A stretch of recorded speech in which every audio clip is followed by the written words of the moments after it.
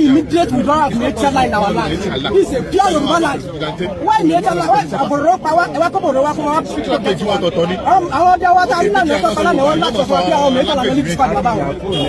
So if you like as much by paying other markets, you don't have nature line in our land. We don't want nature line in our land. Hello and what's up, guys? In this video, we are uncovering a shocking truth about Kwara State that many people have never heard before. A northern elder has come out to reveal something very disturbing. According to him, Muhammad Buhari never really wanted to join politics on his own. No, he was drafted. He was pushed into politics by powerful northern leaders for one hidden reason: to make sure Yorubas never retook Ilorin from the Fulanis. The elder explained that back in the early days of the Fourth Republic, the OPC was mobilizing heavily, ready to challenge Fulani control in Ilorin.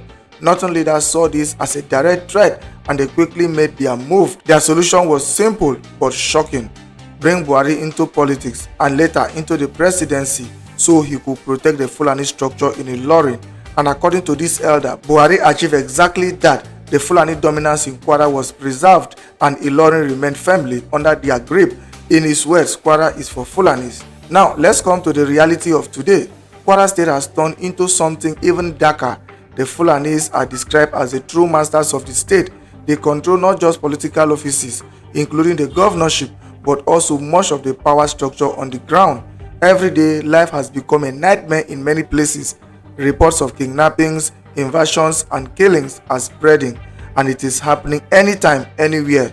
Many Yoruba-dominated communities are now fleeing because of the incessant attacks and killings of indigenous people in the state. Guys, this is not just politics. It is about power, survival, and the future of Kwara State. And the big question now is, if all this was part of a deliberate plan, what does it mean for the people still living there today? I will let you watch this video for yourself so you can see exactly what I'm talking about. Also, don't forget to like, share, and subscribe to this channel if you haven't already done so. Take a look, guys, and remember to share your thoughts after watching. We forced Buhari into power because we don't want the OPC to dislodge the Fulani structure in Ilorin. Listen to me. Somebody called Ola came to my comment section and he told me that he don't listen to social media propagandists. I should provide my evidence that Ilorin has been taken over by Fulani people, or Kwara State has been taken over by Fulani people. Now let me show you the proof. Buba Galadima on Arise Television recently, he said that they forced Buhari to come into politics because of Fulani people settling in Kwara State. The OPC in the year 2000, they were on rampage. There was a riot. They want to dislodge the Fulani structure in Ilorin. They want to make sure that they flush out the Fulani people from Ilorin so that they will take over the ancestral home. During that time, Obasanjo was the president of Nigeria. The current president of Nigeria right now, Bola Ahmed Tinubu, was the governor of Lagos State. When this was happening, they did not say anything. They did not do anything at all. I don't know if you understand. Because of the silence of the Yoruba politicians and leaders, top Fulani and the northern politicians, they had a meeting, about 34 of them. They had a meeting on how to install Buhari. They have to bring Buhari into politics so that they can be able to stop the movement of the OPC. This is how they brought Buhari into action. And somebody asked a question, Dr. Chris, he says, does it mean that Buhari is also a jihadist? I don't know, but you can reply me at the comment section. So when Buba was explaining this, where was the Yoruba people? Are you guys not seeing it? Ola, didn't you see what Buba said? And right now we have Emir of Ilorin. Totally, Ilorin has been engulfed by Fulani, the ancestral home of Yoruba people. I told you in my past video that your ancestors will lay curse on you because you people left the people you'll be fighting for. You were chasing after shadow. There is one sweet Igbo adage that I love so much, and it says, where two people are dragging land, the person with yam will be planting his yam. You people are busy fighting the Igbos, but the Fulani people are busy taking over your land. You cannot do anything.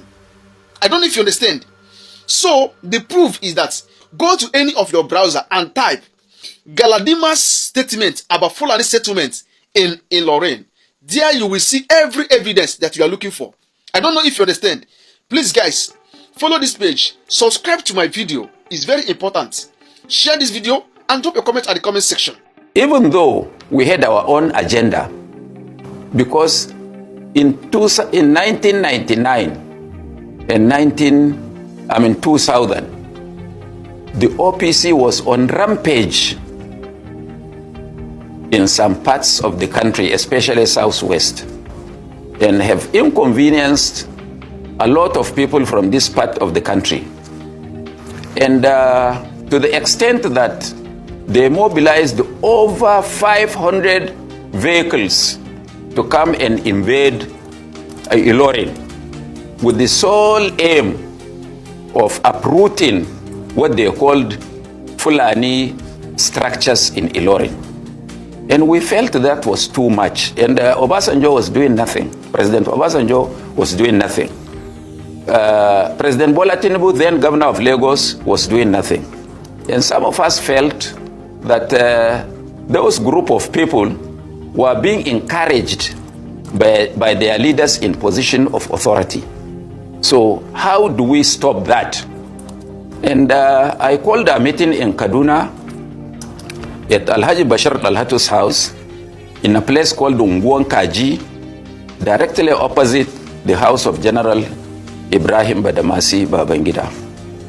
And some of those we invited included Alhaji Wadanas, Professor Yadudu, Bashir Dalhatu himself, Alhaji Yahya Sulehama, and a host of others, about 34 of us. And we sat down to reason. How do we save our people from this OPC menace? So we said, I suggested that we have to, because you remove government through only two ways: the bullet of through the barrel of the gun and through the ballot box. And they said it was impossible to challenge General Obasanjo. That was how Buhari came to our mind. And when he was approached, he had a very unkind words for politicians. But since he didn't say he was not doing, we still pursued him. To cut long story short, we achieved our first purpose of putting a brake to what OPC was doing, because immediately Buhari joined partisan politics, and we had a very big outing in Daura to initiate him into politics. The Obasanjo government became restive and was shaken to its bone marrow, and because those were some of his our thinking.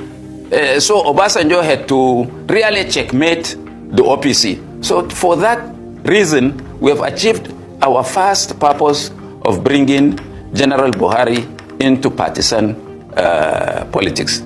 So the remaining now is history. They wanted to dismantle, as what is happening across the country now. They wanted to dismantle his platform of ANPP, APC, ANPP.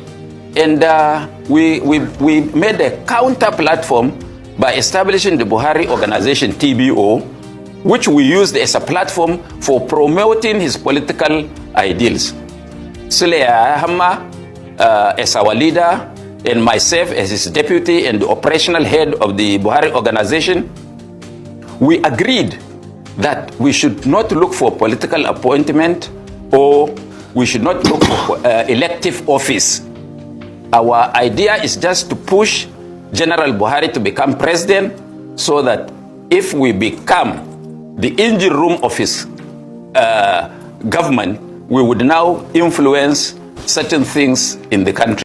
News coming from Kwara South is heartbreaking but also revealing. Villages where Yorubas have lived for centuries are now under siege by suspected Fulani kidnappers. These are not isolated cases. Entire Yoruba-speaking communities are being displaced. Families are running for their lives, and farmlands are abandoned. The people who are supposed to be the proud owners of the land have suddenly become tenants. Kwara State is historically Yoruba land, yet today, their Fulani lords and masters are the ones dictating life and death. The truth is is bitter. Yorubas are helpless in the face of Fulani terror. They dare not challenge their kingship in Ilorin, the very heart of Kwara State, was taken over long ago by the Fulani. Until today, the Yorubas bow their heads in silence. It is a wound that never healed. But instead of fighting to reclaim dignity, silence and subservience have become their portion. The irony is striking. Fulani tribe raid villages, sack homes, and spread fears. Yet, the so-called giant Yoruba tribe remains mute, almost paralyzed. They are watching their brothers and sisters suffer in Kwara while pretending that nothing is happening. Where are the brave Rono intellectuals? Where are the social media warriors who shout every day about Lagos politics? Suddenly, they have lost voices. But here is the hypocrisy. When they cannot face their Fulani oppressors, they turn their anger against Ndibo. When villages in Kwara are emptied by Fulani kidnappers, Yoruba elites don't cry out against Fulani dominance. Instead, they will rush to Lagos and begin shouting at Igbos who were born and raised there to go back to the east. Is it the Igbos who conquered Ilorin? Is it the Igbos who are terrorizing Yoruba farmers in Kwara? No. But somehow the Yoruba man finds it easier to attack the Igbo man than to confront the Fulani overlord holding him by the neck. Other Yoruba groups outside Kwara are not even standing in solidarity. They have abandoned their brothers to the hands of terror. Villages are empty, families kidnapped, women widowed, yet silence remains the response. It is as if a spell has been cast, a proud people made spineless, afraid to speak, afraid to resist. This is the hypocrisy the world needs to see. Yorubas may claim to be giants in politics and culture, but when it comes to defending their land from Fulani domination, they shrink into submission. They can mock, insult, and plot against the Igbos in Lagos. But when the Fulani strike on their own ancestral lands, they bow their heads and look away. Honestly, the hypocrisy is thinking Afanjas are too quick to insult Igbos, but too cowardly to resist Fulanis. The day Yoruba people will decide to stand like men against Fulani domination, that day they will earn respect. Until then, their hatred for Igbos is just a cover for their helplessness and cowardice. How immediate withdrawal of nature line in our land. This is a pure Yoruba land. Why nature line? Why Aboro power? Ewa kobo rewa kobo speak to get you. Àwọn ọdẹ wa ta nínú ẹ̀kọ́ kan náà ni wọ́n láti sọ bí àwọn mẹ́ta làwọn ní bísí pàdé bàbá wọn. Ìdí ẹlẹ́yìn láti wá sí báyìí pé KAWRA market ìbẹ̀ náà nature line bẹ̀rẹ̀ àwọn ọ̀rọ̀ wa. We don't want nature line in our land. Àtẹ̀fẹ́ kò rọ mọ́ ìlẹ̀ wa. Wọ́n kù sí our land.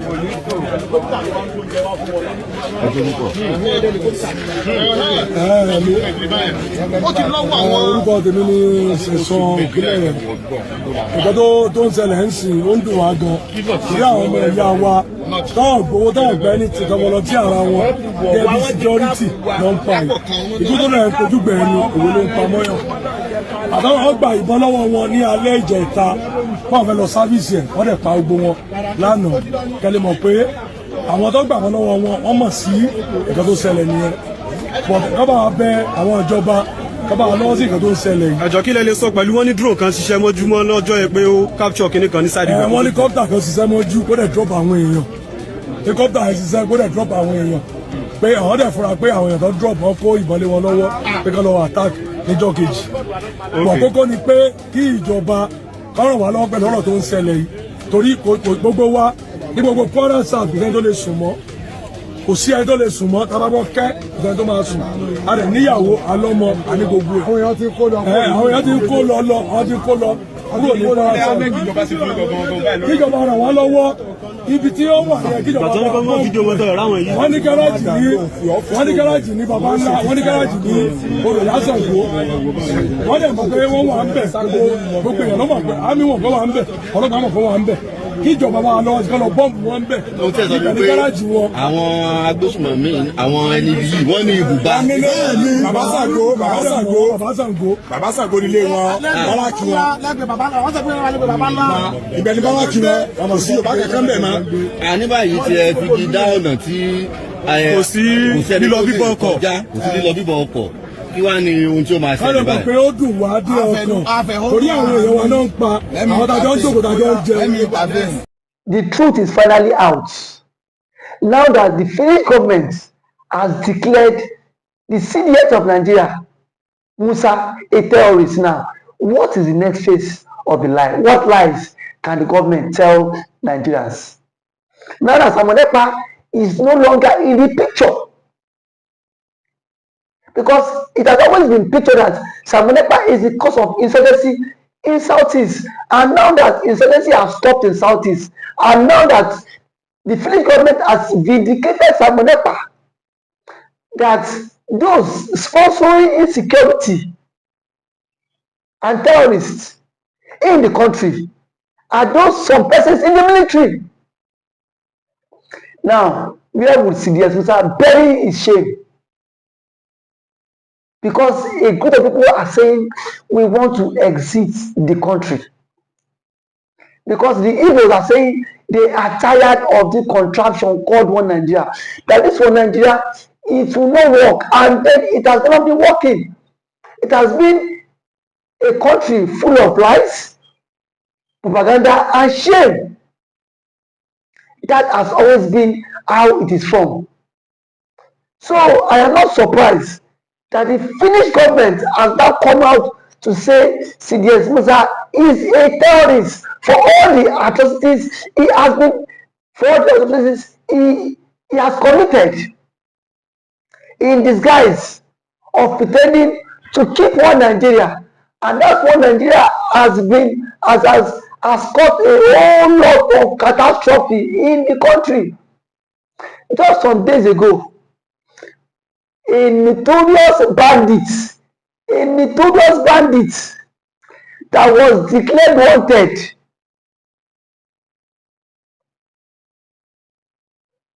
was seen in Katsina State with top government officials going for peace talk. Between Mazi Samonepa and that terrorist, who is more deadly? But here we are today. Mazi nnamdikanu is still in detention. Kanu is still in detention because